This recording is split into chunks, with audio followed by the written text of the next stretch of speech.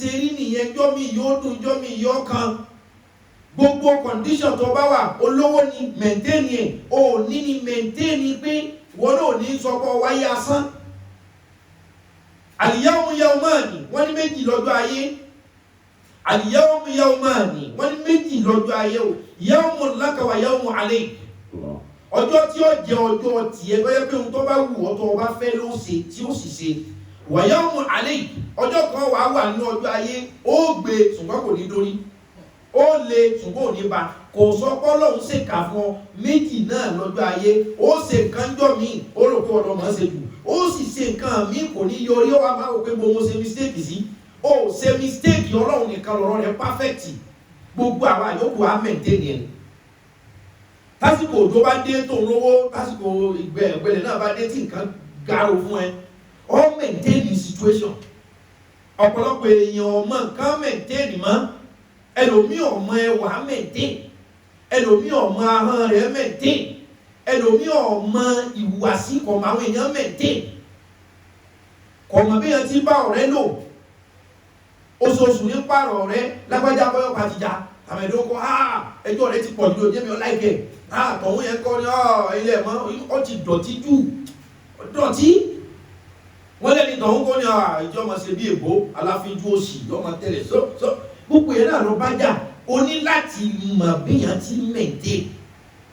Téèyàn bá ní maintenance culture, maintenance idea, kò ní lọ́rẹ̀ẹ́, kò ní lẹ́bí. Kódà kò ní níyàwó, kò ní lọ́kọ, àwọn ọmọ ò ní lè bá gbé. Torí àfi ká maintain ní bí kálukú bá ti ṣe rí.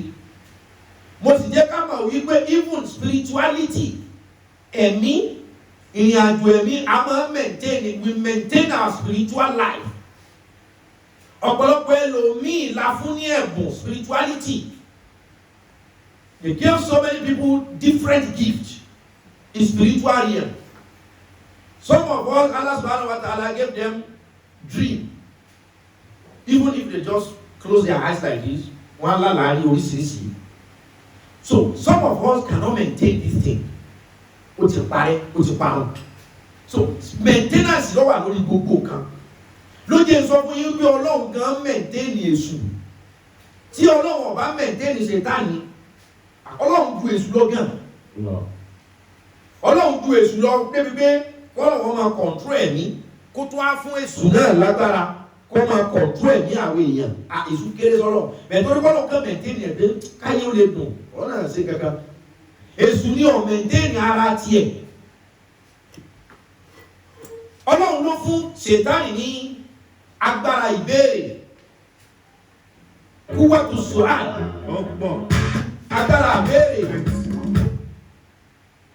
Agbára àbéèrè. Ẹ̀tọ́ wà ní DJ wa ìgbélé. Ó ní DJ wa lẹ́gbẹ́ àtàpadà. Engineer. Bismillah. وَظُنِّي إِلَى يَوْمِ يُبْعَثُونَ وَظُنِّي إِلَى يَوْمِ يُبْعَثُونَ وَظُنِّي إِلَى يَوْمِ يُبْعَثُونَ. Ìdíje olóńjì ni ẹ bá mẹ̀tẹ́ ẹ bá kọ̀mùrẹ́tì ẹ̀ dáadáa ká tó continue. Mo ń gbọ́ yín àfáà mi. وَإِذْ قُلْنَا لِلْمَلَائِكَةِ اسْجُدُوا لِآدَمَ فَسَجَدُوا إِلَّا إِبْلِيسَ أَبَى وَاسْتَكْبَرَ وَكَانَ مِنَ الْكَافِرِينَ. Ṣẹ̀tánì ni ó maintain ara ẹ̀. Bí wọn náà ṣe maintain ara rẹ̀, ìmùsíbà ni ó jẹ́ o. Ó láti lè maintain òótọ́ fún ọ. Ẹlòmíì ní ẹ̀bùn ohun kò maintain ẹ̀. Kí ti àwọn kan wà kódà àwọn bọ́dì kan wà téèyàn bá ti ní all maintain ẹ̀ ni. Mọ̀jẹ̀ inú rẹ̀ ó bàjẹ́ torí pọ̀ sára. You are very beautiful. Just maintain it. Àlàáfíà ara ni kọ́ ọmọ bàjẹ́ mọ́ torí pọ̀ ẹlòmíì ò pé torí pọ̀ òun sára wá hate ara ẹ̀. Àlọ́ ò lè dilẹ̀ pa kàn maintain ẹ̀. Gbogbo àwọn afẹ́sẹ̀ ọyàn, afẹ́sẹ̀ ìdí tó bá yíwọ́ tí wọ́n lọ kí ọ̀bẹ sọ́yìn ìwọ̀ ibi tí ọ̀yẹ́ kó kí wọ́n ìtẹ́ bá kú ikú jífà lè kú maintain ń ta fún ẹ. Ṣètánì ò maintain ní ara ẹ̀ lójú ọ̀sàgbákò. Ẹjẹ́ ya ni. Ọlọ́run ló fún Ṣètánì kò wọ́n tó sọ àlè. Ìsàlì máa ṣe ìdá. ìwọ ṣètánì o torí inú àwọn tí ń bá Ọlọ́run ṣiṣẹ́ ọ̀kan lè sùn kó tó dẹni ègbé kó tó dẹ̀sùn tí ń ṣiṣẹ́ kíṣẹ́ ló fi jẹ́ gbogbo ẹ̀yin tí wọ́n bá gbé sípò ẹ̀yin tí wọ́n respect ìgbàlẹ̀ yìí ẹ maintain correct position yín torí ó lè dọ̀la àwọn tẹ́ ń fún kọjá pé àwọn ni wọ́n fún yín o bẹ́ẹ̀ bá ṣe maintain àjọṣepọ̀ lónìí ní ó júwe bọ́lá yín ó ti ṣe afúnṣe ìtàn lágbára kó béèrè tó bá wù á ṣe fún èṣù wá ríra rẹ̀ Ọlọ́run wá kọ́ sí ara láwùjọ máa fún síjọ́ kan Ọlọ́run kọ́ sí bí kápẹ́ Ọlọ́run kọ́ sí bí National Assembly wípé o láìpẹ́ yìí o inú ẹ̀yin tẹ́ ń bá mi ṣiṣẹ́ tí mo kó mára ẹnì kó sórí ibú gbogbo àmàlẹ́kà wa ń lọ bẹ̀ pé Ọlọ́run máa kọ́ kí n sí ẹnu ọ̀nà pé ẹnì kó sórí ibú ẹnì kó sórí ibú kò gbé ìyàbẹ́ yọ lẹ́nìkan nu yóò sórí ibú ṣètánì sì ní olórí ni láàrin àwọn áńgẹ́lì níjọ́ kó tó dẹni ìgbé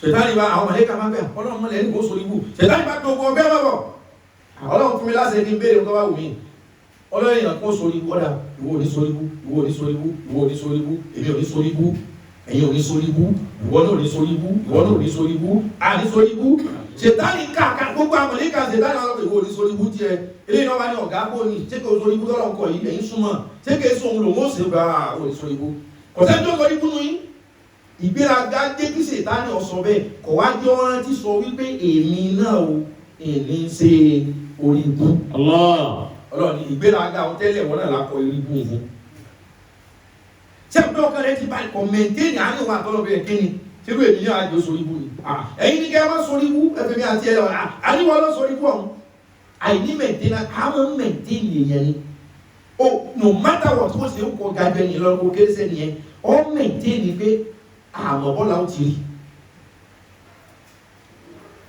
ṣé àmọ́ wípé ohun tí òjò sírù àdé Muhammad sallallahu alaihi wasallam ohun tí òjò sírù Muhammad ni pé Ọlọ́run fúnra rẹ̀ ló mẹ́ntẹ́nì ànábì sallallahu alaihi wasallam tí ọba jẹ́ bọ́lọ̀ ló mẹ́ntẹ́nì ànábì ni ànábì tìrí ìnira orí dààmú wọ́n bá a jà nítorí ẹ̀sìn kọjá kẹ́mi rẹ̀ ọmọ ṣe ṣùgbọ́n lóun ló mẹ́ntẹ́nì ẹ̀ ló fa Alam Nashrah laka sadraka wa wada'na anka wizraka alladhi anqadha dhahraka wa rafa'na laka dhikraka. Ọlọ́run ní ìdájọ́ bí tí ọba jẹ́ wípé Ọlọ́run ló mẹ́ntẹ́nì ànábì láti máa bẹ Ọlọ́run pé sọ́wa fi wá mọ̀nà gbogbo tí kàkàlẹ̀ fún ipa mẹ́ntẹ́nàsì èyí tó ní í ṣe pẹ̀lú physical àwa ara wa tí pa wá ká àwọn kankan wọ Ọlọ́run ló lè kápá lórí ẹ̀ fúnra rẹ̀ ló mẹ́ntẹ́nì ànábì ó sì sọ fún wa pé Alam nashrah laka sadraka ṣèbí mi Ọlọ́run ni mo la igbá ìyàwó ànábì gbogbo ìdọ̀tí kéèta ọ̀tẹ̀ ìbínú àbí ohun tó lè mú máìdè yàn ṣe pé sọ́rọ̀ ń sì tún bẹ pẹ̀lú mi ó lè mi ni mo ọ̀pẹ́rẹ́tì igbá ìyà rẹ̀ mo dìídì mánéèjì rẹ̀ ni. ووضعنا عنك وزرك الذي أنقض ظهرك. ẹrù tó wúwo tó lè ká ẹ lọ́rùn tí ò ní di oríṣẹ́ mi jẹ́ gẹ́gẹ́ bí ẹrù tó ka Nóà lọ́rùn tí ò fi ríṣẹ́ parí. inú ẹrù tó wúwo tí ò ní di oríṣẹ́ parí mo bá ẹ sọ. sẹ́wọ̀n bá àwọn mọ̀lẹ́bí ẹrù tí ò jẹ́ inú àwọn oríṣẹ́ parí. ẹrù tó lè wẹ̀ lọ́rùn mo lift yẹ. ورفعنا لك ذكرك. nígbà tá a ti wá sọ ìgbáyà rẹ̀ sẹ́ẹ̀dẹ̀ rí gbogbo ẹni tí ọkàn rẹ̀ bá ti dọ̀tí ìṣẹ̀mí ayé rẹ̀ ó dọ̀tí. ó lè má ti yíwọ́ fún ọ lónìí o tó wá jẹ́ pé ọkàn dídọ̀tí kọ́mọ da fún èèyàn kan tàbá wọn ti da fún kínú rọ́bà tó yẹ pé wọ́n ọkàn bẹ́ẹ̀ lónìí kódà tó bá ń ṣe lónìí fúngbà díẹ̀ yóò tó kọsẹ̀. Ọlọ́run nígbà tí mo tọ́jú ọkàn wa nábì tí ò sí kéta ń bẹ̀ tí ò sọ́tẹ̀ ń bẹ̀ tí ò sí tẹ̀lẹ̀ lẹ́kùn kankan ń bẹ̀ wọ́n rọ̀ fa àná. Làkàbí kí ọkà. Wọ́n á gbé ọ̀gá. Maintenance. Ìjọ orí àwọn ọ̀rẹ́ rẹ̀ maintain. Kódà àwọn òbí rẹ̀ ìjọ orí wọn maintain. Ẹnìkan lọ́rọ̀ bá ní Muhammad sallallahu alaihi wasallam. Ó ní mo ti ṣe nǹkan fóbi mi lójú ẹ̀. Inú mi sì dùn. Ànábì ló ti ṣe nǹkan kan. Báyìí tí mo ṣe. Ọ̀dà kí ló ṣe. ó lè mi ní máa fún lóúnjẹ ànábì ló kú sẹ́ kó ṣe kankan ó lè mi ní fún lásọ kó ṣe kankan èmi ní wẹ̀ fún kó ṣe kankan kódà òbí wọn yàgbẹ́ sí wọn lára wọ́n ti dàgbà wọ́n yàgbẹ́ sóhun lára ànábì ló kú sẹ́ síbẹ̀síbẹ̀ náà kó ṣe kankan ọwọ́ mẹ̀ntẹ́ni wọn ni irú mẹ̀ntẹ́nàsì ọdún ó ní wọn náà ó lọ fún yàrá rẹ lóúnjẹ òun náà fún ọ ní ó ní ṣùgbọ́n gbà tí yàrá tiẹ̀ fún ọ lóúnjẹ yín fún ọ lóúnjẹ ẹ pé ọlọ́run jọ màmí ó yè oúnjẹ tí wọ́n fún nísìnyí pé ọlọ́sàájẹ kún wọn kú láyọ̀. Allah. ó ní òṣìṣẹ́ tó. Allahu Akbar. ìyá rẹ tí oníyàgbẹ́ sí ọlá bàbá rẹ tó dàgbà darúgbó tí ń yàgbẹ́ sí ọlá rà yìí ó ní wọn náà yàgbẹ́ sí wọn lá ó ní gbogbo ìgbà tí wọ́n bá tún yàgbẹ́ sí wọn lá táwọn bá nù wọ́n máa kọ́ lọ́hùn kí wọ́n dàgbà. Allah. tí wọ́n bá nù gbẹ wọn níṣẹ́ wọn mọ̀ pé fúngbà díẹ̀ náà ló tún kù. Allahu Akbar. olóòṣè ni kò ìdójú ẹ̀ mọ́ mẹ́ntẹ́ẹ̀nì ẹ̀ lọ. so inú wa wà ní sí tí ó lè mẹ́ntẹ́ẹ̀nì àwọn òbí ẹ̀ òbí rẹ̀ ọ̀fọ́ lójú kò di létí kò kọ́ ọkàn lọ kí wọn kódà lóbi èdè kún orí fọ́tò àwọn òbí wọn á sọ pé mọ́mì mi nì wọn á sọ pé bàbá ọmọkọ́mọ ni wọn á fi kẹ́lẹ́ náà fi ta mọ́mì ẹ̀ mọ́jẹ̀ kó ilé wọlé àyùbá mẹ́ntẹ́ẹ̀nì wọn bí wọ́n ti rí wọn náà irú tá fún ọ̀nù mẹ́ntẹ́ẹ̀nì wọn dasọ sí wọn lára kún ó dùn wò monkey no fine in mama like am bó ti lé káwọn òbí rẹ orí bó ti lé kọ́ ọmọ tiẹ̀ náà orí ẹ má ju ọmọ nù mọ́ ẹ mẹ́ntẹ́ẹ̀nì ẹ̀ gbogbo tọ́lọ̀ fún wa tá a bá ti lè mẹ́ntẹ́ẹ̀nì òfó ni ṣùgbọ́n wọ́n bí ọlọ́run pé ìwọ ọlọ́run kọ́ wá sọ fún Al-Qur'ani pé ìwọ ọlọ́run kí ni ìwọ gẹ́gẹ́ fẹ́ káwọ́ mẹ́ntẹ́ẹ̀nì tọ́kàn ọ́ ọ̀dà agbọ́ pé à ń mẹ́ntẹ́ẹ̀nì àwọ̀ à ń mẹ́ntẹ́ẹ̀nì ń tàn jẹ ẹ má jẹun tí ó mú yíyọ ọkùn bí má bà láàfíà jẹ́ yẹ àwọn tó yọ ọkùn náà bá lè yọ ọkùn yẹn o bọ̀ ẹ má jẹ̀jẹ̀ kú jẹ débi yọ ní ọ̀hún àtìrín ikú wa lè gàgàgà ìjìká wa parẹ́ ní maintenance culture kàkà ọ̀kan sáàdì gàlagàlà wọ́n tó bẹ̀rẹ̀ tírí bí ẹgbà tó wá tóbi wá láàrin ọdún méjì láti rí ọkẹ́ kí ló dé wọ́n tó tóbi máa gbádùn ìbẹ́nu àwọn ọkùnrin wa wọ́n fẹ́ èèyàn pẹlẹbẹ èyí náà ní nọ́mbà ìbẹ́nu àwọn ọkùnrin wa wọ́n fẹ́ kí bí ọmọ ga kí bí ọmọ ga èyí náà láwọn tí ó mú yìí ọkùnrin wa tó ọ̀hán bá ń jẹ́ bí ẹ̀wọ̀ bí mo ti rí ìyẹn náà dá mẹ́ntẹ́ẹ̀nì ẹ̀ ní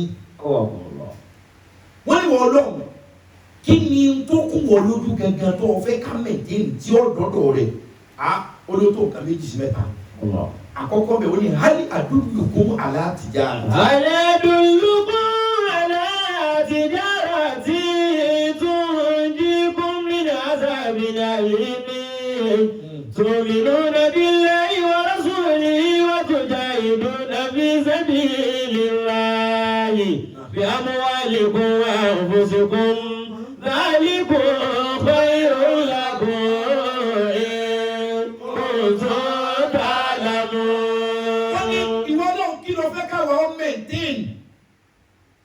Fọ́jà wípé tá a bá yí mẹ́ntẹ́ẹ̀nì kò ní jẹ́ ayé wa nìkan ní ọ̀dà ọ̀hún wọ́ọ̀dà ọlọ́run ló síbò. Ya ayyuhal ladhina amanu. Ya ayyuhal ladhina amanu. Ó ní gbogbo ẹ̀yin tẹ́ gbèmí ọlọ́run ọba gbọ́. Hal adullukum ala tijaratin. Hali ǹjẹ́ kí n adullukum kí n tọ́ yín sọ́nà kí n júwe fún yín. Ala tijaratin. Sí bísínẹ́sì kan. Sí management kan sí maintenance kan tó yẹ pé tẹ́ ẹ bá ń ṣe é o. tunjikum min azabin alim. tunjikum min azabin alim. bẹ́ẹ̀ bẹ́ẹ̀ bá ń ṣe é yóò kó yíyọ níbi ìyà níbi ìbínú èmi ọlọ́run tẹ́ bá àwọn kankan wà tẹ́ bá ti di maintain nípa bínú mi pàdé. ọ̀kọ́lé àbí ọ̀rá mọ́tò àbí èèyàn lè kọ́lé tí ó tún pàdé ìbínú ọlọ́run èèyàn lè ní mọ́tò tí ó tún pàdé ìbínú ọlọ́run èèyàn lè jẹ́ president you can be a president and still ọlọ́run ní accommodate ẹjọ́ bí lẹ́kìá you can be accommodated to a very higher position in the year after despite your position in this world ṣùgbọ́n ọ̀kọ́lé ọ̀kásì àbó tiẹ̀ wá kọ́lé oní gbogbo nǹkan ṣùgbọ́n tó fi pàdé èmi ọlọ́run ọba dáadáa ohun tó mọ mẹ̀ntẹ́ẹ̀nì ni wípé. tu'minuna billahi. tu'minuna billahi lọ mẹ̀ntẹ́ẹ̀nì ìgbàgbọ́ mi lọ́dọ̀ rẹ̀ inú kan tó gbọ́dọ̀ mẹ̀ntẹ́ẹ̀nì jù láyé rẹ̀ tu'minuna billahi your faith your belief to your God. nǹkan kan ò gbọ́dọ̀ kó disadvantage àbí mismanagement báyìí láti má lè maintain ìgbàgbọ́ rẹ pẹ̀lú Ọlọ́run. The greatest thing you can maintain is your faith, is your belief to God Almighty. If you fail to maintain your faith, you are destroyed already. You will be nowhere to be found in the hereafter just because you mismanage the faith. tu'minuna billahi. Nǹkan tẹ́ gbọ́dọ̀ máa maintain dáadáa tu'minuna billahi ìmánì ìgbàgbọ́ yín pẹ̀lú Ọlọ́run total maintenance ló gbọ́dọ̀ fún. Mo ti ṣe sọ́rọ̀ asakula forgive me O Lord, forgive me O Allah, forgive me O God. So o ti sáré maintain yẹn nu. Tá a bá ti ń ṣe Ọlọ́run mismanagement ni ṣùgbọ́n ká tó ẹgbẹ́ òpè Ọlọ́run dáríjì mi o ká wá pẹran ká fi tọrọ àforíjì ká ṣe sàárà ká fi tọrọ àforíjì ká tọrẹ fáwọn èèyàn ká fi tọrọ àforíjì ká láwọn èèyàn lọ́mọ́kà ká fi tọrọ àforíjì lórí àṣìṣe tá a ti ṣe pẹ̀lú ìmánì wa ti ṣe ojú ọ̀yẹ́ olùgbàgbọ́ ṣe. Ǹjẹ́ wọ́n maintain ìmánì rẹ̀ rárá gan tó ti bẹ̀rẹ̀ ìjọ sáfìsì ọkàn rẹ̀ ni àìpò mẹ́ọ̀ àìpò kíkálukọ́ wá kankan onígi ká fọ ọkàn wa yìí ká fọ ìmánì wa kí ni àìpò tá a fi fọ ìmánì lè tọrẹ tó bá lè tọrẹ yóò máa rejuvenate ìmánì rẹ torí kó ti mismanage ẹ maintenance yẹn ti wọ́ ọmọ ṣàdúrà ọdún dáríjì mi ẹlẹ́ṣẹ̀ mi so tó bá ti ṣe yẹn faith rẹ ò ní ṣubú faith yẹn lómi ti ṣubú dànù tipẹ́tipẹ́ ṣùgbọ́n ohun tó kọ́ Ọlọ́run tá a gbọ́dọ̀ maintain nínú ẹ̀ ní tu'minuna billahi kagbọ́lọ́gbọ́. wa rasulihi. Ayé wọ́n fi fọ́sọ kí o fi fọ ọkẹ́. tu'minuna billahi wa rasulihi. tu'minuna billahi wa rasulihi. Wọ́n nínú tẹ́ tún maintain ní bí tẹ́ bá maintain ìgbàgbọ́ nínú Ọlọ́run ẹ tún make sure pé gba àwọn òjíṣẹ́ Ọlọ́run gbọ́ o. Ohun tó ba ìgbàgbọ́ ẹlòmíì jẹ́nu ó lè ní gbogbo àwọn àfáàyàn lẹ́nu rẹ̀ fọwọ́ náírà wà fà lẹ́nu rẹ̀ ẹni tó jẹ́ fọwọ́ náírà ni wọ́n mọ̀ ní gbogbo àwọn àfáà kan fọwọ́ náírà ó lè làfà kìíní ni owí mọ́kò lè ní gbogbo àfáà. Ọlọ́run nínú tẹ́ẹ̀tún ṣe tí ó dùn mọ́ mi tẹ́ bá gbà mí gbọ́ tẹ́ gbọ́dọ̀ maintain ẹ tún gbọ́dọ̀ gba àwọn òjíṣẹ́ mi gbọ́ òjíṣẹ́ Ọlọ́run ò ṣe pé inú àfáà nìkan kákàkiri ilẹ̀ ayé lòjíṣẹ́ Ọlọ́run wà. وفي كل شيء له آية تدل على أنه واحد. Àmì Ọlọ́run pọ̀ òjíṣẹ́ Ọlọ́run pọ̀ tí gbogbo wọn ń júwe wípé ọ̀kan lọ́lọ́run.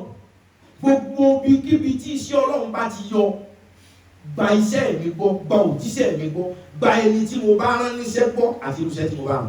وتجاهدون في سبيل الله بأموالكم وأنفسكم. Tujahiduna fi sabilillah ó ní ẹ máa wá gbìyànjú sójú ọ̀nà mi ẹ máa ṣe gbìyànjú irú gbìyànjú wo lẹ́ẹ̀ máa ṣe kí lẹ́ẹ̀ máa fi ṣe gbìyànjú. bí amúhàlìkún pẹ̀lú owó ó ní ẹ máa fo inú tẹ́ẹ̀tún mẹ́tẹ́ẹ̀nì bí amúhàlìkún pẹ̀lú owó yín ẹ má yàwó ṣe sàárà ọ̀dà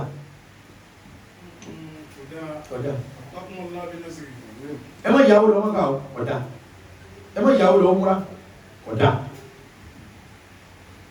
ẹ má torí pé sáfẹ́ bẹ́ẹ̀ kẹ́ wá lọ kóra yín sí kẹ́ ọlọ́run sáré báwa fà lábẹ́ lọ́kọ̀ wá lọ yáwó mùsíbà no ọ̀dà ọlọ́wọ́ dàgbàdà kì í jẹ̀dá gbé wò pọ̀ yuridu Allahu bikumul yusra wala yuridu bikumul usra. Ọlọ́run ni mi ò gbé wàhálà fẹ́yàn kankan ìdẹ̀ra ni mo fẹ́ fún gbogbo ayé. La yukallifu Allahu nafsan illa wus'aha. Ọlọ́run ọba mi ò gbé Ọlọ́run tí ò ní lè gbé so ẹ má yàwó ṣètò Ọlọ́run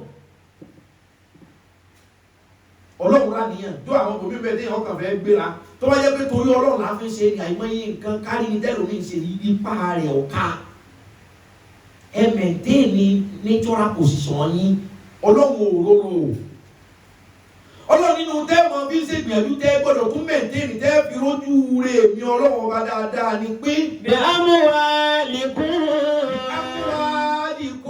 pẹ̀lú owó yín mo kó olówó lọ Mákà pẹ̀lú owó yín àfẹ́ntítì ẹ bá pọ̀ tó wá ní mọ̀ràn o ọ̀dà àwọn àmì kan lágbájá gbowó yìí wọ́n náà tọrẹ gbowó yìí gbà wọn afá gbowó yìí rẹpìrẹ́rán wọ́n bú wọn náà nù wọ́n yàtọ̀ sí gbogbo ọ̀dọ̀ sí kiri by fire by force kọ́ wá kóra rẹ sí wàhálà rárá Ọlọ́run ní gbogbo owó tó bá ti dọ́wọ́ yín tó bá jówó yín ìlànà tẹ́mi Ọlọ́run bá fún yín ẹ tún máa maintain láti ná owó òun síbi tó dáa tẹ́mi lójú ilé mi Ọlọ́run. wa anfusikum bí ọba tiẹ̀ wá lówó ní kọ́fẹ̀ mi rẹ̀ lẹ̀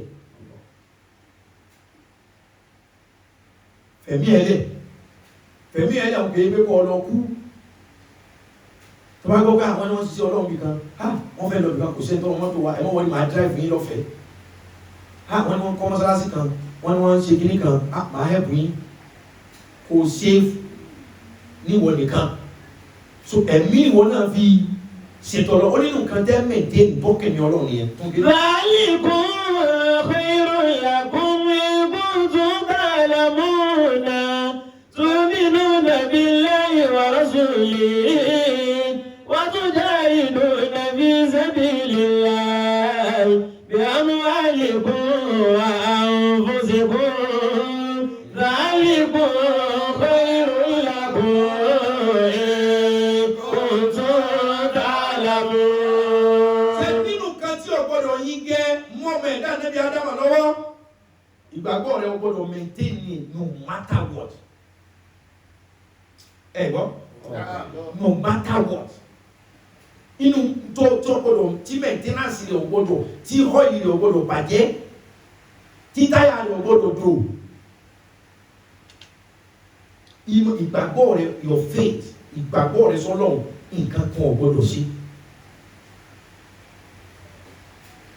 ló fi jẹ́ pé pàtàkì àfá ọba sọ̀rọ̀ bí wọ́n ní inna abdullah tabaraka wa ta'ala wọ́n agbọ́dọ̀ máa sin Ọlọ́run ọba àlejò ọlá wọ́n ló di túláàsì ní o li'anna al-ibada sabilu lil-izzati li'anna al-ibada sabilu lil-izzati wal-hurriyat wal-karama wọ́n ní ẹ̀rí ká máa sin Ọlọ́run òun lójú ọ̀nà tí kó ìbáyàn àtàpọ́nlé that's hurma àtàpọ́nlé wal-karama àtàpọ́nlé ojú ọ̀tọ̀ bá sin lọ́hùn wọ́n lọ́ọ̀dẹ ní ọ̀wọ̀ kí ló dé àmọ́ pa àwọn tí ń sin lọ́hùn àwọn àfa àwọn wòlíì kí ló dé àmọ́ fi pè wọ́n ní ẹni ọ̀wọ̀ tàbí ká pè wọ́n ní ẹni àmì òróró kò dìgbà tó o bá dá sọ́ọ̀sì lẹ̀ kó tó dẹni ọ̀wọ̀ mẹ̀ntẹ́ẹ̀nì fèètì rẹ pẹ̀lú Ọlọ́run kò dìgbà tó o bá jẹ́ mọ́mú mọ́sálásí kó tó dẹni ọ̀wọ̀ anybody tí mọ́nì rẹ bá ti ga ẹni ọ̀wọ̀ ni kódà kọ́ mọ́ lásọ méjì ẹni ọ̀wọ̀ ni li'anna al-ibada sabilu al-izzati wal-karama wọ́n ní ẹ̀rí ìjọsìn fọ́lọ́run ojú ọ̀nà àpẹẹrẹ ojú ọ̀nà ọ̀wọ̀ ni o fal-ibadati wọ́n ní ẹ̀wà rí ìjọsìn fọ́lọ́run al-khalisati lillahi wahdahu wọ́n ní nǹkan tó jẹ́ pé àsàálẹ́sà tó bá ní kí ló ń sìn ọ̀gbọ̀n pé ṣé òní mò ń sìn èèwọ̀ pásítọ̀ mi ni mò ń sìn èèwọ̀ ọmọ mi ni mò ń sìn forbidden ọkọ mi ni mò ń sìn àwọn òbí mi ni mò ń sìn wọ́n ní rárá o wọ́n ní li'anna al-ibada wọ́n ní ẹ̀rí ìjọsìn fal-ibada wọ́n ní ẹ̀rí ìjọsìn fọ́lọ́run al-khalisatu lillahi wahdahu wọ́n ní nǹkan tá a kàn dáyan rí pé ta lẹ́nìkan ká gbọ́dọ̀ máa sin o la ma'budan ghayrillah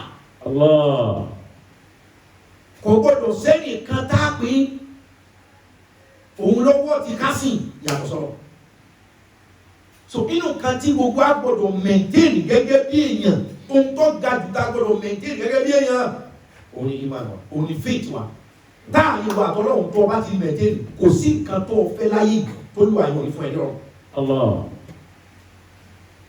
turu ni alimul ghaibi wash-shahada. Wash-shahadati huwa ar-rahmanur rahim. Alimul ghaibi wash-shahadati huwa ar-rahmanur rahim. Ọlọ́run ló bá tó mọ kọ̀kọ̀ àti gbangba òkú àmọ́ ní ẹnìkan wọ́n tún sọ nìkan ní alimul ghaibi wash-shahadati fayunabbi'ukum bima kuntum ta'malun. wọ́n ní mọ̀ wọ́rí mẹ̀ntẹ́nì àárín èmi àti alimul ghaibi wash-shahada. Èmi Ọlọ́run ọba lọ́ba tó mọ ìkọ̀kọ̀ àti gbangba fayunabbi'ukum ẹ mọ̀ wọ́rí gbogbo ohun tí kálukú ṣe ń dálájọ fún máa kó kalẹ̀ báyìí bima kuntum ta'malun. bẹ́ẹ̀ ti mẹ̀ntẹ́nì àárín èmi àti máa fi san ilẹ̀ sàn máa kó jáde tẹ́lẹ̀. Maintenance n ta sọ nísìnyí nítorí nǹkan kan maintain wọ́n fi ọ sí iléeṣẹ́ èyí tó fi wò ká kórúkọ mi ọkùn táwọn òyìnbó fi du àwa aláwọ̀ dúdú lọ nìyẹn kórúkọ ọmọ bàjẹ́ kọjọ́ ọ̀la ọmọ bàjẹ́ lóyìnbó máa ń dù aláwọ̀ dúdú kápò mi ọmọ bàjẹ́ làwa ń dù ọ̀pọ̀lọpọ̀ ọ̀nù wa ò èèyàn rẹ́pọ̀ ọ̀nù wa ò bóyá ó sì lọ́wọ́ ajé kí ìkà ọ̀pọ̀ ọ̀nù wa báwọn. Wọ́n fi ọ́ síbi kan bíbẹ̀ yìí ó ṣe lo òkè kò sí nínú ọgbọ́n àtọpọlọ rẹ bọ̀tì kásáré ẹ wo Ọlọ́run fún wa chance ní ẹja rí káwọn sáré ṣe tiwa ìkànnì ó maintain kankan kí ló tó ọmọ fẹ́ yàwó mẹ́rin márùn-ún tó máa da ọgbọ́n orú òde maintain kó o fẹ́ yàwó ogún kọ ọlọ́kọ̀ 1 million àdìkọ̀sẹ̀ tó gbádùn á maintain pé lágbájọ́ ọmọ ọ̀rọ̀ sọ alágídí níyàwó mi tó bá ti ó lè gbé òróró gbóná ó yí ilé ọ̀rẹ́rí ó ti mọ̀ tó bá ti bínú bá ọ̀ kàrà excuse ara rẹ̀ ọ̀ bọ́ta ó ti mọ̀ ẹ́ níwà rẹ̀ òun náà ló tún padà pé ọ́ di aṣọ tí wọ́n ń bínú ni tó bá sì gbó ni ó ti gba òróró gbóná sórí fún mẹ́fà tó ti pé irú wà rẹ̀ ní pàmẹ́tẹ́ rẹ̀ tó o bá lè mẹ̀tẹ́rì àwọn ọ̀gá abiṣẹ́ yìí ò ní níṣẹ́ lọ́wọ́ ọ̀gá ṣe máa bá mi sọ̀rọ̀ báyẹn tí ìbá yẹn pé tó gbé mo ṣiṣẹ́ ní iléeṣẹ́ rẹ̀ èmi kì í ṣẹgbẹ́ rẹ̀ àló ti ju ọ̀rọ̀ abẹ́ rẹ̀ lọ́lọ́run fi ọ́ sí ọ́ mẹ̀tẹ́rì kíní òní alẹ́ Ibrahim alayhi salatu wassalam fa'ajara Ibrahim wa Saratu ila Misra wa kana fihi Misra malikun nizaru amrasan asna talaba li nafsihi wa sahaba jawazizul qasil yuballighu al-malika anna muratan asna ya Saratu wasalat ila Misra ma zawjiha. Lẹ́yìn ìgbà tí gbogbo rògbòdìyàn ṣẹlẹ̀ láàrin Ibrahima àti ọba Nàmúrúsù tó ti jù sínú náà tí náà jó Nàmúrúsù wá ní kókó olù Ibrahima kó olù ọlọ sáà ìgbà tó wá di àsìkò ọ̀gbẹlẹ̀ tó rùn burúkú pọ̀ àsìkò ọ̀dá Ibrahima àti Sárátù ti ṣe ìyàwó ẹ̀ wọ́n tó ọba lè maintain ọkọ ẹ̀ thick and thin period obìnrin burúkú ni ọ́. Ọlọ́pàá wa mọ́kọ rẹ̀ wọ́n á ń kẹsà sí sùúrù èmi nìkan wọ́n ni wọ́n kọ́ fẹ́ èmi fẹsẹ̀ ọdún kejì ní tí wọ́n fẹ́ mi kó dà mo ṣẹ̀ṣẹ̀ wà nù oyún mi ó yẹ mọ́ ń tó ṣe ibi wọ́n ní kéde bá kíní kan kọ́ yẹrí ni ẹ̀yẹ́dẹ́ èkó léjẹ kókó lé mu kọ́ dọ́jọ́ kókó gbérọ̀ ṣé àwọn ẹ̀mí wà bẹ́ẹ̀ o kọ́ mọ̀ dànù tọ́bi tí gíráàkì bẹ́ẹ̀ lè ṣẹlẹ̀ gàrà báyìí àwọn gbẹ́rù wọn lọ. Ìgbà tí ọba Nàmúrúsù wá ní kí Abraham Nímúrọ́dù ó ní kí Abraham ó kó olù Abraham wá lọ Ṣám nígbà tí Amu Jafafu dé Jafafu shadidun tó dé Abraham wá ṣẹ̀ṣẹ̀ lọ Mísírà ó lọ Egypt ìgbà tí wọ́n lọ Egypt yẹn òun kan ìyàwó rẹ̀ kan náà ni. Wa kana fi Misra malikun idha ra'a imra'atan yasnaha. Mísírà tó fẹ́ wọ̀ yìí Egypt tó fẹ́ wọ̀ yìí wọ́n ní ọba kan bẹ́ẹ̀ idha ra'a imra'atan yasnaha.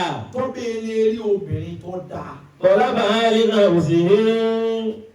Yóò gbà ní kódà bí ọba nífẹ̀ẹ́ yóò lò níjọ́ wọn. Wa sahaba jawazizul qasil yuballighu al-malika.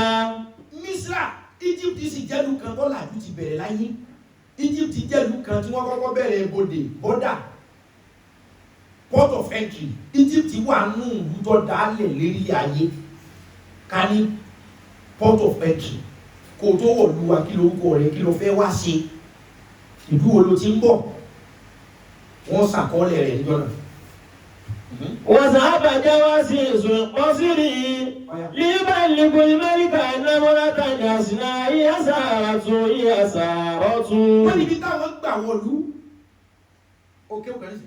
وكن جواسيس القصر. àti jawasisu kí lápẹ́ jawasisu aṣọ́bodè wọ́n ní báwọn ṣe wọ̀lú ìkànnú àwọn aṣọ́bodè yàtọ̀ sí ẹ̀ṣọ́ ilé custom immigration àlìjàwásísù pé àwọn aṣọ́bodè àwọn immigration tí wọ́n mọ̀ báwọn ṣe wọlé ọwá ti ránṣẹ́ sí ọba. anamọ́tàún ní àsìnáà ìyàsáratù. wípé bàbá irú àwọn ẹran tẹ́ ẹ máa jẹ ìkánwọ̀ lónìí ọmọbìnrin kan kọjá jẹjẹjẹ kábíyèsí àwọn amọ̀rú tẹ́ láìkì ọmọbìnrin kan ti wọ̀lú ó ṣe déédéé irú ẹran tẹ́ ẹ máa jẹ. wọ́n sọ̀rọ̀ sí ìlànà sí ọmọ àzọ́jì ha fàkọ́lẹ̀ ìmọ̀lẹ́kù àdìrú alí. wọ́n ní ọmọbìnrin náà inú ìwé orí tá a kọ ó lóun àtọkọ òun làwọn wọ̀lú ọba yìí dẹ̀ ní ìyàwó ní máa ń gbà kò fẹ́ kó wọn gbé èèyàn kan kọ́ sẹ̀sẹ̀ máa ṣe sùmẹ̀sùmẹ̀ pé mi ò ṣe é rí kò fẹ́ ẹni tí ó ti mẹnu ẹ̀ tí ó ti máa kọ́ bá wájú wọlé kọ́ bẹ́yìn wọlé kọ́ bẹ́gbẹ́ wọ̀ kó dìgànnà mú ẹni tí ò ní jẹ́ lọ́fíìsì ó fẹ́ ẹ̀yìn ṣe rí aláìjẹ ẹ̀dá wà èyí ló fà á ló fi jẹ́ pé ọba yìí ní ìyàwó tọ́nà pé òkú ọdún mẹ́ta ti kúrò lálejò sàárè. فقال الملك tẹ̀sí kìí ṣe fún yóò. فقال الملك أدعوها لي. Bẹ́ẹ̀ wọ́n ti sọ fún ọba yẹn pé irú ẹran tẹ́ ẹ̀ máa jẹ kódò wọn àtọkọ rẹ̀ ọkọ rẹ̀ ó sì sí gbọ́n lọ. Ṣé yóò ti ní yóò ní dọ̀rọ̀? Ọba wa ní Hádìrú Hálí. Hádìrú Hálí. Ọba ní ọ̀yá gbogbo bí ọba wọ̀ ẹ lọ mú wa fún. وخاف إبراهيم أن يفعل الملك في سارة ما تكره. Bákan náà gbogbo àwọn ọkùnrin. Bákan náà kódà bẹ́ẹ̀ ọba sílé tọkàndé ọ̀rẹ́ tímọ́tímọ́ o kẹtírọ́sì ara yín ohun jókòó ní bálọ̀ kọ́ mọ́ làágùn kọ́ mọ́ jàmàlà kíyàwó náà máa ro àmàlà kọ́ mọ́ jáde lórí kọ́ mọ́ làágùn tí èèyàn bá lẹ́mìí ọlọ́run ẹ̀mí ọkàn ọ̀fẹ́ ọ̀pọ̀ sí gílẹ̀tì tí ó sẹ́ni kankan lé òtún aláàgùn àwọn èèyàn bẹ́ẹ̀ náà Ibrahim ti gbọ́ tí wọ́n yí. وخاف إبراهيم أن يفعل الملك في سارة ما تكره لو علم أنها زوجته. ó ní Ibrahim ti wá rí pé bí wọ́n ti ní ẹ̀fọ́ nàbí ọlọ́run ní ó ti mọ̀ pé wọ́n bọ̀ wọ́n ní ẹ̀rú wa ń ba Ibrahim. ما تكره لو علم أنها زوجته. ohun tó bá yìí máa ń ṣe fáwọn ìyàwó ìgbà ìyàwó mi pátápátá ìtọ́ba gbádùn òmí yóò sì lò ó kọ́sẹ̀ kan yóò pé kọ́kọ́ rẹ̀ wá pé ó pé ìdásí lára rẹ̀ títà wọ́n lẹ́rù wa ń ba Ibrahim pé tó òun mọ tó bá yìí máa ń ṣe fáwọn òbí. فقال لها. Ibrahim wa ni japlan kọ́lá là Ibrahim bá sọ fún ìyàwó ẹ̀. إنه ليس على الأرض غيري وغيرك مسلم. ó ní sọ̀rọ̀ mọ̀ pé lẹ́yìn èmi tí mo lọ́kọ rẹ̀ àti ìwọ tó jẹ́ ìyàwó mi lérí ayé lónìí kò sí èèyàn míì tó jẹ́ muslim tó jẹ́ olùgbàgbọ́ tí ń sin ọlọ́run ọ̀kan ṣoṣo gbogbo àgbáyé yòókù sàní wọ́n sìn èmi nìkan lọ́lọ́run ṣẹ̀ṣẹ̀ fún ní ẹ̀sìn ìgbàgbọ́ lẹ́yìn èmi àti ìwọ nìkan náà ní ẹ́tọ́rájì kan tí mo ṣẹ̀ṣẹ̀ ní tó gbà mí gbọ́ sọ̀rọ̀ pé lẹ́yìn èmi àti ẹ kò sẹ́lòmíì láyé tó tún jẹ́ mùsùlùmí o. فإذا سألك فقولي. فإذا سألك فقولي parí ẹ̀. فإذا سألك فقولي إنك أختي. Nàkì. ọkùnrin إنك أختي. ó ní dákun ìyàwó mi ní ọlọ́tọ̀ ṣùgbọ́n ohun tá a gbọ́ ni kí wọ́n lọ́ba yìí ìyàwó yìí máa ń gbà tó o bá ti dọ̀hún wà ń fà. فإذا سألك. tó bá bí ọ pé ta ni mo jẹ́ sí ọ. Fàkúlì. Fàkúlì kò sọ fún pé Innaki ukhti. Sọ fún pé àbúrò mi ni ọ́, o sì tí ì lọ́kọ. Ó ro kíní òun síra wọn. Sọ fún pé ń tá a gbọ́ ni pé máa ń gbà ìyàwó. Torí kó lè rí ṣe kárakára. Sọ pé ìyàwó mi ni ó sùn pé dàkún bí ọ̀rọ̀ dé. Láàrin mi àti ọkọ mi àjẹ́ náà ní Muslim. Ọlọ́run ní bínú pẹ̀lú ìyẹn ni. Sọ fún pé mọ̀lẹ́bí wà wù. Wa fa'alati Saratu. Wọ́n sì kára wọn lóòótọ́ ṣùgbọ́n ọ̀rọ̀ eléwé sóni. Wa fa'alati Saratu. Walakinna atati Allah ta'ala faqalati Allahumma in kunta ta'lamu anni amantu bika wa bi rasulika. Ohun tí mo fẹ́ mú jáde nísìnyí tí mo fi ń sọ pé maintenance. Wọ́n ti mú sálátà dán. Walakinna atati Allah ta'ala. Nígbà tí wọ́n mú sálátà dán. Nìṣó? Da'ati Allah ta'ala. Da'ati Allah ta'ala ọba pe Ọlọ́run ẹ̀, ó pe Ọlọ́run sínú. Faqalati. Ìwọ̀n sálátà tó jẹ́ ìyàwó Abrahamu, Prophet Abraham, Nabiyullah Ibrahim.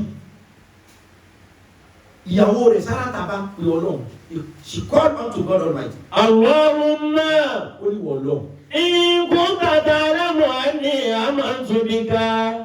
Tó bá jẹ́ pé wọ́n lóhun tòótọ́ ọmọ wípé mò ń mẹ̀ntẹ́ẹ̀nì ìgbàgbọ́ mi pẹ̀lú rẹ̀ maintenance. Tó yẹ pé wọ́n lóhun mọ̀ pé kò sí nǹkan mi inú ẹ̀mí mi yìí ju wọ́ lọ ọmọ pé mo mẹ̀ntẹ́ẹ̀nì ìmánì mi ò jẹ́ kí fẹ́ẹ̀tì mi ó ṣèkì nínú rẹ̀ rí. Ǹjẹ́ wọ́n gan lè sọ fọ́lọ́ pé Ọlọ́run tó bá jẹ́ pé mi ò sí nǹkan mi mọ́ ẹ kó rí báyìí ọ̀ mẹ̀ntẹ́ẹ̀nì ìgbàgbọ́ rẹ̀ débẹ̀. Wa bi rasulika. Ìyàwó Ibrahim tó ní mo tún gbàgbọ́ pẹ̀lú òjíṣẹ́ rẹ̀. Wa ahsantu faraji. Tó bá jẹ́ péjọ́ tí mo ti fi ọkọ mi ahsantu faraji. Ahsantu faraji. Ahsantu faraji. Ahsantu faraji. Ó ní tó wáyé pé wọ́n lọ́wọ́ mọ̀ pé mò ń mẹ̀ntẹ́nì ìgbàgbọ́ mi pẹ̀lú ẹ̀. Mo sì mẹ̀ntẹ́nì ìgbàgbọ́ mi pẹ̀lú ànábì rẹ̀ bó ti sọ. Wọ́n ahsantu faraji. Mo sì mẹ̀ntẹ́nì abẹ́ mi. Illa ala zawji. Wọ́n ní lẹ́yìn ọkọ mi. Ẹlòmí ò gẹ́rí mi rí. Ọkùnrin mi ò rí ọwọ́ mi rí. Mo mẹ̀ntẹ́nì abẹ́ mi. Ọkọ mi nìkan ló bá mi lásìkò yìí. Ìjà arúbìnrin tí ó wí. Ìjà arúkùnrin tí ó gbé ọlọ́wọ́. Mọ́tò òun dé mọ́kà láyé tó bá yẹ kó òun rí obìnrin mi yàtọ̀ síyàwó. Sára ọkùnrin tí ó wí pé Ọlọ́run mọ́ fi mọ́kà pé rí òun. Tó bá jẹ́ wípé òun bẹ́ẹ̀ lòní sùn ní lẹ́yìn ìyàwó. Allahu akbar. Ta ni ó wí? Obìnrin wo ni ó wí pé kó wọ́n jẹ́ àwọn yìí? Àfi tó yẹ kó òun bẹ́ẹ̀ lòní sùn lẹ́yìn bàbá wọn. Wọ́n yá náà. Àjẹ́ pé àmẹ̀dẹ́ni kìíní rárá. Bọ́lọ́run ti sọ fún iná ilẹ̀ náà ní àwọn ìgbà káàkiri. Bọ́lọ́run ti gbé fún iná ilẹ̀ náà gbé anímọ̀sá àwọn ilẹ̀ gbé fáwọn èèyàn. Àti láàkì mẹ̀ntẹ́nàsì ibi kìíní.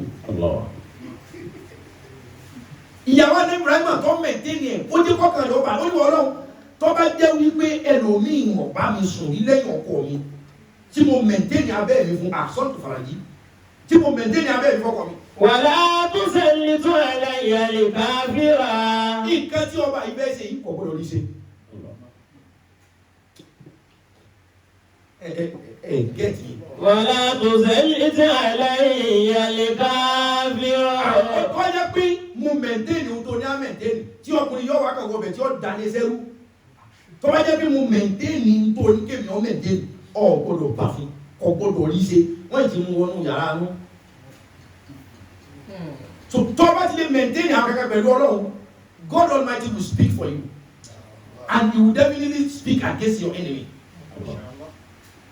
You just have to maintain. You need to have a maintenance culture, maintenance idea in terms of religious, spiritual and physical. Maintenance. وأراد الملك. You maintain, yeah. You can be able to sustain whatsoever Allah give you. Maintain to sustain. وأراد الملك أن يمس ti mú alómọ́ ó ti mú afàtọ̀ ní lágùn láti jẹ́ káwọn ogun kan burú àní erí báyìí ó ti máa wá ó ti lo afàtọ̀ ó ti lo alẹ́ ó ti lo fònàgà ó ti lo kùrántàsì tó mú kíkà àti gbogbo kan gbogbo ó ti gbé sára alẹ́ tí wàá dà pé ọmọbìnrin yìí. wà á rán dẹ́yìn mẹ́líkù ayé mọ́sá mi sórí. ọba máa ń pé bọ́sẹ̀lì bẹ́ẹ̀dì bọ́sẹ̀lì àga ọbọ̀ sọ ṣe ìyàwó àdébìrà máa ń tọ́jú ẹ̀dákun bá gbé bọ́ọ̀sì bíi náà. فكلما سلم عليها شلت يده. sẹ́lẹ̀ yìí nǹkan kan wà ṣáwà ìgbádùn kéèyàn ti wà hàn kò sírú ìwà àbàjẹ́ tára èèyàn bá le lọ́kùnrin àbóbìnrin tí ìbálòpọ̀ ti wù tára ti béèrè kò sírú ìbàjẹ́ tí ọmọ èèyàn lè perpetrate lásìkò náà kò sí ìwà àmọ́jẹ tí ọgbọ́n tọ́mọ èèyàn ò léwu kò sí kọ́lọ̀ fún wa lókun ká lè maintain yẹn kò sí wà náà tọ́mọ èèyàn ò léwu tí kí ló bá mú yàn kalẹ̀ kò sí wà tó kúkú tó léwu kí ní dáhùn yẹn wọ́n sọ pé àbúrò ìyàwó àwọn àti ẹ̀gbọ́n yẹn lọ rẹpẹtẹ bí ọ̀sẹ̀ méjì nísìnyí gbogbo online gbogbo kìíní ló kún pé àwọn adé ọ̀dọ̀ yòrò olúmọ̀fìn tó dé gbogbo ẹ̀ ntọ́ ọmọ gbọ́ náà ni àbúrò ìyàwó òun ọkọ àǹtí òun kíní òun ní tó bá ti dé wèrè ní imú anybody síwìn ní bí ọba yìí ọba tó ti lára ẹ ti wà lọ́nà bí ọba nígbà táyé ìyàwó àdẹ́gbẹ̀rẹ̀ mọ̀ fún wọn bọ́ kí ọba lọ bá wọn mọ̀ ọjọ́ bọ́ sórí bẹ́ẹ̀ ọbọ̀ sórí wọ́n bá ọba yìí bá dìde ìyàwó àdẹ́gbẹ̀rẹ̀ mọ̀ sí òru. فكلما سلم عليها شلت يده. wọ́n ní ọba yìí ọba bá débi kan tó bá mú ìró tó wà nídìí ìyàwó àdẹ́gbẹ̀rẹ̀ mọ̀ tó bá fa ìró yẹn báyìí pàrà tó fa àmọ́ lára lójijì tàbí ní àbá fa kan èyàn ó yí jù sẹ́yìn báyìí tí èyàn fa tagitagi bí ẹ ti ń fa ìrọ́ ó fa ìrọ́ gbúrú tó bá ti fa ìrọ́ náà tó ju aṣọ lè báyìí kó tó tún kọjú sí ìyàwó àdébìrì ẹ̀mọ́ padà ìró mi tún ti dára ẹ̀. orí kìíní ọ̀hún ẹ̀kọ́ pé yóò ṣe. Allahu akbar. kí ló ní yóò tún fa aṣọ yẹn pàrà tó bá tún jù lẹ̀ báyìí kó tó tún wo ibi tí ìyàwó àdébìrì ẹ̀mọ́ wà ìró mi tún ti dára ẹ̀. Allahu akbar. yóò tó fà ìyẹn ló wá ṣe títí ọwá rẹ̀ ṣúláàtì àdúró apá rẹ̀ wá wọnú apá ti bí kéèyàn ti ṣe nǹkan kí mọ́sù ní ó ti kó bọ́st bí ẹni ó gbéwé ti dára apá ń ro ó ti wá fa aṣọ wá apá ti kò rí kíní òun gẹ́gẹ́ dépò pé ọwọ́ rẹ̀ ọwá rẹ̀ náà lọ́wọ́ ọlọ́run faqala laha. Ibà sọ fún ìyàwó ní Ibrahim pé ma hadha. Kí ni o ti ń ṣẹlẹ̀ gan? A sì túrò ìró mẹ́rin lọ́rọ́. A sì túrò ìró ọ̀tán di rẹ̀ rápà àfarápà ya mọ́ lára títí. faqalat Saratu. Ẹ̀fẹ́ ìyàwó ní Ibrahim ti rí pé ìgbà tó ń mẹ́tẹ́ẹ̀nì ìgbàgbọ́ òun àtàbẹ́ Ọlọ́run ti ń ṣiṣẹ́. Ìyàwó ní Ibrahim wá ní. hadha min fi'li rabbi. Hadha min fi'li rabbi inú sí Ọlọ́run ti ń sínú. Ọlọ́run ní ṣiṣẹ́. wa qala al-maliku. Ọba bá ní dàkún ọwọ́ òun ti rọrùn. idda'i Allah wala adurruki. Bá ń bẹ lọ́hùn yẹn apá àwọn yìí ó ti wúwo. wala adurruki. Tó bá lè bá òun bẹ lọ́hùn kálàáfíà ń padà tí ọ̀rẹ́ òun mọ́ torí ọ̀fọ́ òun mọ́ òyí tí ń kọ́ ọba ìdàkún òun ò ní sábú fún ọ ọba bá òun sọ fọlọ́. fada'ati lahu. Sára tàbá ní Ọlọ́run ẹ̀jẹ̀ ọgbà náà. ولكنه عاد مرة أخرى بدأت له بعد أن وعدها بأن لا يمس بسوء وقدر ذلك مرة ثالثة. Ọba yìí ara ọba yìí bá yá padà ọba mùsùlùmí tó ẹ padà pé tọ́ ẹ̀sìn wọn jà. فقدرت له حتى قال هذا حق والله لن يضرك. Nígbà tí ara ọba yá padà ọba dé sọ̀rọ̀ tó ní hádà àkùn ó sú ọ̀fun o Wallahi lan yadraki. Wallahi lan yadraki ní ṣe kankan fún kí n tún pé mo tún fẹ́ ṣe ara kò lè má mo tó àwọn kèwà ìwà láì. Thumma qala li gulamanihi. Thumma qala li gulamanihi ohun tí àwọn gulamani fi yàtọ̀ sí aṣọ́bodè ìlú. Gulamani lẹni àwọn bọ́dé ADC ẹni tí ń sọ gulamani ọba pè nú àwọn amúlélọ́wọ́ àwọn ẹ̀ṣọ́ tó wà nítòsí.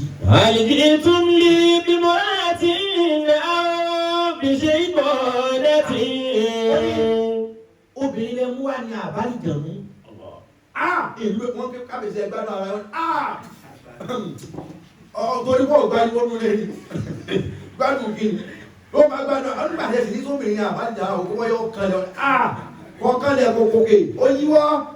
ثم عاد لإبراهيم وأعطى أموالا. Ìyàwó àdébìrán wa ni ṣé yọ̀ǹda mi ọba ní yọ̀ǹda rẹ̀ lásán kí ló fẹ́. ثم عاد لإبراهيم ọba dàgbà sọ́dọ̀ àdébìrán wa. وأعطى. ọba dàgbà sọ́dọ̀ Ibrahim ọba ní ìníjọ́ lọ lásán mo rè mọ̀ ká ló pé ọkùnrin oníbọ̀dá mi ni òun ló fi Ọlọ́run tó pè mọ́ ó ń bẹ̀ òun ló júwe Ọlọ́run tó dárú àrà ìfọ̀ orí bẹ́ẹ̀ bọ́dá ẹ̀ sì ni ó ní ibẹ̀ lọ́ba yẹn ti wò ó pé ìwọ tó ọjà búrò rẹ̀ tí wọ́n agbára báyìí fi wà lọ́wọ́ ẹ̀ a jẹ́ pé ẹni tí ó bá jẹ́ ìyàwó ẹni yìí òun ó sì agbára ní. Allah. ọba wa ní kí wọ́n fún Sárátà lówó. وأعطى أموالا. ó ní kí wọ́n fún lówó. وهدايا. wọ́n sì fún ní oríṣiríṣi kí. وغنما وبقرا. wọ́n sì fún ní màálù. وهدايا جارية اسمها هاجر. mo wá fún lọ́mọ obìnrin kan ọba wa ní kó dún òun bọ̀ ọba wa lọ àgbàlá nù àwọn ọmọ tó bí fúnra ẹ̀. ó wá fi lé Hájárà lọ́wọ́ ó wá fi lé Sárátà lọ́wọ́ wọ́n fún Sárátà yàrá Ibrahim ní ọmọ obìnrin kan ọba nínú ọmọ tó bá bí ni. wípé gbà ọmọbìnrin yìí a fún ọ bá a fún bọ̀dá rẹ̀. bá a fún bọ̀dá n tí wà àbúrò rẹ̀ fi lè yí wa agbára báyìí tó bá sì fẹ́ ọmọ mi ó dá mi lójú àánú rẹ̀ ó dọ́dọ̀ mi bá a fún bọ̀dá rẹ̀. فعادت سارة لتلبية إبراهيم وهو يصلى. فقالت كفاني الله كيد الظالمين. wọ́n ní wọ́n kọ́ mi Ọlọ́run tó fún mi ó sì fira rẹ̀ hàn agbára Ọlọ́run ju tàlákòsí lọ. wọ́n á bá dá níyà. alẹ́bùrẹ́ alẹ́ kí ló ṣe lónìí nǹkan kan ṣẹlẹ̀ sọ fún mi dáhùn túwò dákùn pọ̀ yìí síbi yẹ kó máa bí ààrẹ kí ló ṣẹlẹ̀ yẹ kankan ṣẹlẹ̀. wọ́n á dá ní Hájárà. kódà wọ́n fún mi lọ́wọ́ wọ́n fún mi lọ́sọ̀ wá àdá ní Hájárà wọ́n fún mi lọ́mọ yìí wọ́n ní ká fi ṣẹ́rú. obìnrin nu. lọ́wọ́ agbóró. wọ́n fún mi lọ́mọ yìí wọ́n ní ká fi ṣe ẹrú. kóhun délé wí ìyàwó pọ̀ ìyàwó ibẹ̀ ní Hájárà ìgbà tí Sárátà ó introduce Hájárà ó ní kódà inú ọba dùn gbà tọ́ra gbára Ọlọ́run ó ní kí n fọmọ yìí ṣe ẹrú. ṣé wọ́n pé ìyàwó Ibrahim lòun ṣùgbọ́n ó sọ lọ́dọ̀ ọba pé bọ̀dá àwọn ni lọ́ba yẹn fi wá àníyàn kan lọ́ba fi ṣe ohun tó ṣe wípé tí bọ̀dá rẹ̀ fi lè kọ́ ẹ ní orúkọ Ọlọ́run tó fi súnmọ́ Ọlọ́run tó yìí ìyàwó rẹ̀ ó sọ̀rọ̀ bá ń fẹ́ ọmọ bá ń fún lọ́mọ mi mú gun òun wá délé ó ní kíni wọ́n fún alẹ́ rú o wọ́n kọ́ bá wa roko ọlọ́wọ́ bá wa kọlẹ̀ bóbìnrin ti rí nù lọ́fà ohun Hájárà ṣe Ọlọ́run afọwọ́ lẹ́nu ohun tí Sárátà ṣe yàrá Ibrahim Ọlọ́run afọwọ́ lẹ́nu wà á jọ ọlọ́mọ bí Sárátà wà á rọmọ bí fún Ibrahim ọ̀rọmọ bí Sárátà ọ̀rọmọ bí tí wọ́n fi wá dàgbà. Sárátà wa ronú dọ́kan pé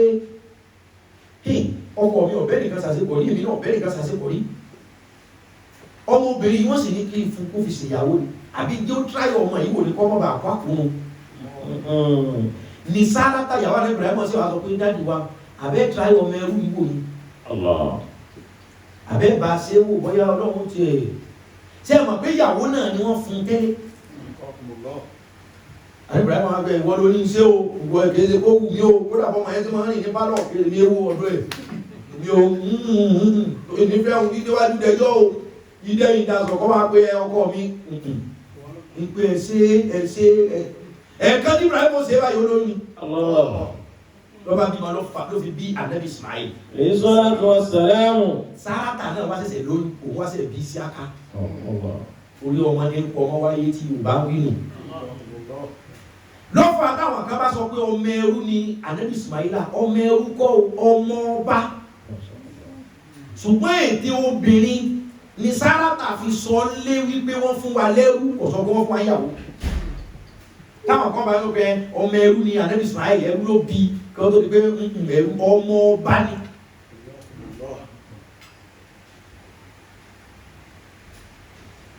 Ọwọ́ bímọ òun ló bí Ismaila àti Ibrahim ni wọ́n wá kọ́ Kaaba.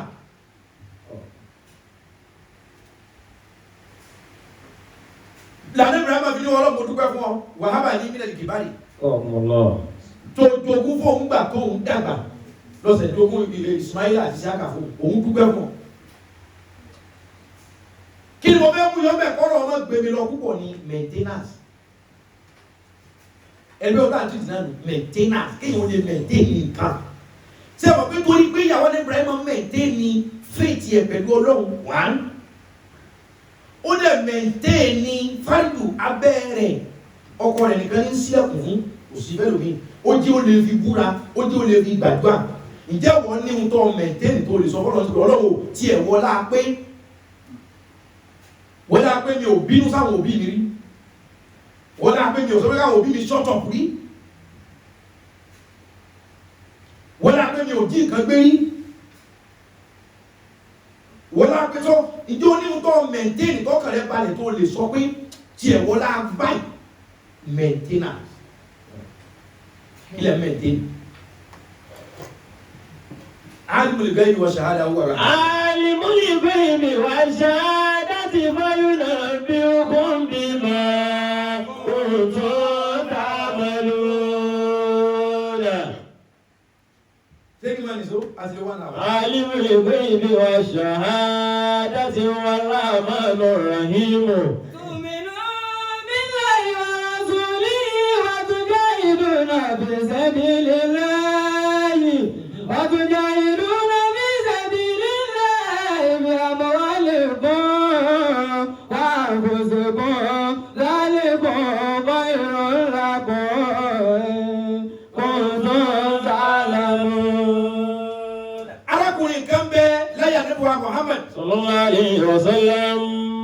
Kìí ṣe Mùsùlùmí ṣùgbọ́n ìgbà tí Ìsìlámù bẹ lòun náà bẹ ọwọ́ abímọ méjì obìnrin làwọn méjèèjì ni mo sọ fún yín pé agbọ́dọ̀ mọ̀ bá ti maintain nǹkan agbọ́dọ̀ maintenance a ní gbogbo ohun tó ní ìtọ́ bá ti lè maintain ẹ̀ òfo ní ohun téèyàn mọ́ maintain báwo kò lè dálé lọ́wọ́ rẹ̀. Arákùnrin yìí bí mo obìnrin méjì àwọn ọmọ obìnrin méjì tí wọ́n wá bí ọmọkọ́mọ ni wọ́n jẹ́ fún ìkan jalè ìkan ṣaṣẹ́wó kò sì bí ju méjì lọ kéèyàn ó bí ọmọ obìnrin gọ̀lọ̀tọ̀ méjì ìkan olè kò sí ohun tí ó lè jí gbé ìkan àǹfààní àdúgbò ọ̀rọ̀ yìí wá ń bá bàbá yìí lóde ọwọ́ àgbà mọ́sálásí Ànábì lọ. Sallallahu alayhi wa sallam. ọwọ́ àgbà wọn sàhábà ìpètọ́ báyìí àwọn tó ń bí.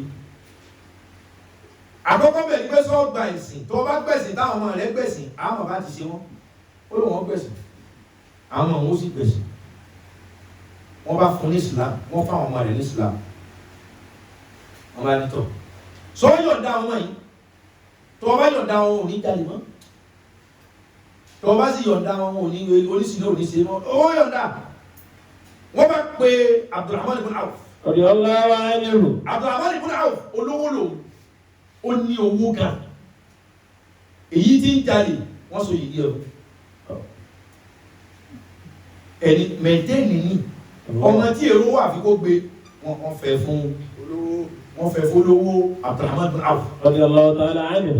ẹ̀yin orí Instagram online tafsir láti Instagram ó máa cut yín sí in the next 20 seconds so ẹ jẹ́ kí n cut kí n bring you back online because one hour ní Instagram live video ní tiẹ̀ so ó máa cut yín sí but máa hold ọ̀rọ̀ tí n sọ lọ yìí torí ẹ̀yin tẹ́ wà online náà láti tafsir fún máa hold ọ̀rọ̀ yìí sí kí n fi dá yín padà sí online so stay tuned. يا أيها الذين آمنوا هل أدلكم على تجارة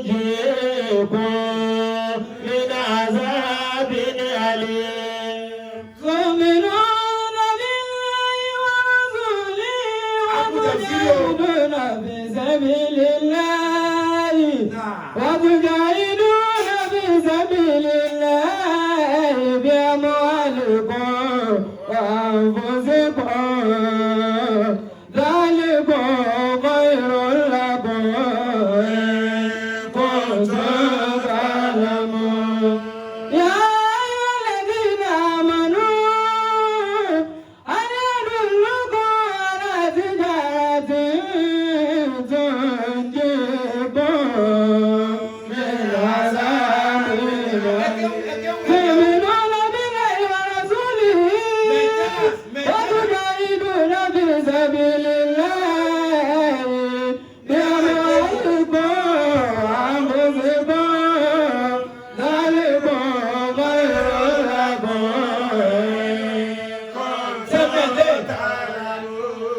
وأخرى تحبونها نصر من الله وفتح قريب وبشر المؤمنين يا أيها الذين آمنوا كونوا أنصار الله كما قال عيسى بن مريم للحواريين من أنصاري إلى الله قال الحواريون نحن أنصار الله فآمنت طائفة من بني إسرائيل وكفرت طائفة فأيدنا الذين آمنوا على عدوهم فأصبحوا ظاهرين. wọ́n yọ̀ǹda àwọn ọmọ obìnrin méjèèjì yìí ìbọn lè lọ́kàn wọn ni sọ̀kí sọ́gbọ́n lọ́kàn yóò kó ní wọ́n wà ọ̀rẹ́ ṣebí anímẹ̀dé agbọ́dọ̀ ọmọ abẹ́yẹn tí mẹ̀dé nìkan èyí tí ń jalè wọ́n bá ní kọ́ fẹ́ wọ́n sọ wájà rẹ̀ fún Abdulrahman bin Auf èyí tí wọ́n ní ọkùnrin kan ò tó àbí gẹ́gẹ́ bíi mẹ́rin bíi márùn-ún wọ́n máa yáàbò lọ́tẹ̀ lọ́rùn wọn náà ṣọ́ ọmọdé òde bíi ẹ̀rù ẹ̀rù ọba sọ yọ̀ǹda òun náà lọ́yọ̀ǹda wọn bá ní Umar bin Khattab wọ́n máa pe Umaru ọmọ Khattab náà wọ́n sábẹ́ lọ wọ́n wà wọ́n dúró sùjá ọkùnrin tó strong yìí egun èèyàn bíi 50 ní bẹ́ẹ̀ Umaru nìkan sẹ́bíìsì náà lòun ṣe àbí Umaru afẹ́ ọmọ yìí fún ọ. Umaru bonu yẹ bá tọ́ ni Umaru bonu yẹ bá tọ́. Gbogbo ẹ̀yin Umaru tẹ́ bẹ́ẹ̀ bí ẹgbẹ́lọ́ fún mi. Àwọn Umaru ọkùnrin tọ́lọ̀ wọn bá ṣe bí Umaru. Oríyàwó bá múyàwó lọ. Èyí tí máa ń jalè tó bá rí owó bíi tí Abdulrahman bin Auf ṣe fowó sí yóò bá jí gbé. Tó bá jí owó ń gbé ní abẹ́ bẹ́ẹ̀dì nísìn tó lóun fẹ́ pa á nínú kọ́bọ̀dù kó òun fi rí gbé jáde owó tó jù yìí tó gbé lábẹ́ bẹ́ẹ̀dì ní ó tó rí lórí kọ́bọ̀dù. Tó bá jí owó ní inú yàrá pé kó wọ́n pa á ní kíchìnì àbí tọ́lẹ̀tì náà kó òun fi rí gbé jáde owó tó ju èyí tó gbé yàrá lọ yóò tún bá a níbi tó fẹ́ ṣé nítorí pa owó náà là á fi ń jalè ọba jalè mọ́. Kí ló ń wá maintenance ẹni tí ó maintain ẹ̀yẹ fún. Àlìmúlì bèbè wá ṣá láti báyìí náà bí kò bí máa kò tó dábàá lò. Ẹni tí ó maintain ẹ̀yẹ fún wọn ò sí gbẹ́rẹ́ kọ́mọ́jalè kankan fún. Wọn ò sí gbẹ́rẹ́ kankan fún. ṣebí tó lè lọ òyìn jí alẹ́ káàkiri tó bá owó tó jọ ọ̀rọ̀ tó bá gbé owó títí tó ṣùkú ní gbé mọ́ bí ò ti dá ìmọ̀ nù. Allah. Umaru àti tọ̀hún bá délé. Orí Allahu ta'ala ni o. Tó bá parí ìrun báyìí ọ̀yà ni. Allah. Bàbá ṣe náà fìlà báyìí ọ̀yà ni. Àárọ̀ ọ̀sán àárọ̀ wọ́n ní Umaru jọ ọkọ̀ mu dé ó sì kọ́kọ́ lọ bẹ́ẹ̀ lójoojúmọ́ kọ́kọ́ lọ bí ọjọ́ méje. Allah.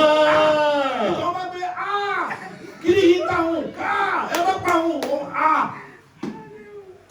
tó bá ṣe é nù yàrá tó lọ fẹ́ wọlé wẹ̀wẹ̀ wọ́n ló tún ká máa yẹ. Allahu akbar. Ọba rẹ̀ ní kọ́nà gbàgbà gbogbo bíbí fèrè sọ̀rọ̀ náà fèrè sọ̀ àjà fèrè. Umaru bunile hatta ya Umaru bunile hatta. Lẹ́yìn gbogbo kìíní tó ń ṣe fúlẹ́gẹ́ wà dé eléyìí ọkọ̀ yẹn o. Allah. Kìíní náà tá a rí kárakára dáadáa ló já máa ṣe sìnà kì í. Allah. Òun náà bá dá sìnà tó pé bẹ́ẹ̀ yẹn bá kú ló wọ́n yá lè kan mọ́ bàbá yìí ó fún mi. Allahu akbar. Umaru bùnú kàtà. Umaru bunile hatta bi Umaru bunile hatta. Umaru fi sùn oṣù báwa lọ́bẹ̀ àlọ́ ìlú èké lálẹ́ yìí ó lẹ́yìn ká jẹun ká sùn àìsí kankan. Allah. Lògìrì pọ̀ ẹgbẹ́ wọ́n ní wọ́n kókó ebi wọ́n ní pé èrè wọn ni èmi wọ́n ní máa sìn yàn. Alimul ghaibi wash-shahadati war-rahmanur rahim. Alimul ghaibi wash-shahadati fayunabbi'ukum bima kuntum ta'malun. Lẹ́yìn tó pépè ọkàn lọ́kọ̀ ọkùnrin ọlọ́kọ̀ bàbá rẹ̀ pé ó ti dábàá Allah. ẹja àfọjọ́ sí ní báyìí lọ́sẹ̀ tó kíní tí ò jinlẹ̀ dáadáa náà ló ń fi ń ṣe sìnà kì í. Allah. Wọn ò sòògùn kankan fún òsíngbẹ́rẹ́ wọn ò wí átáré wọ́n wẹ́ni tó lè mẹ̀ntẹ́ẹ̀nì bó ti rí yẹn fún Allah. tóun fúnra yóò fi lè lò gbèsè ayé àlàáfíà so mẹ̀ntẹ́nàsì ṣàgbà ń tá a ní gbogbo nǹkan tá a ní tá a bá ti lè mẹ̀ntẹ́ẹ̀nì ẹ̀ òfò ní ló jẹ́ kí n máa bá yín sọ̀rọ̀ lórí maintenance.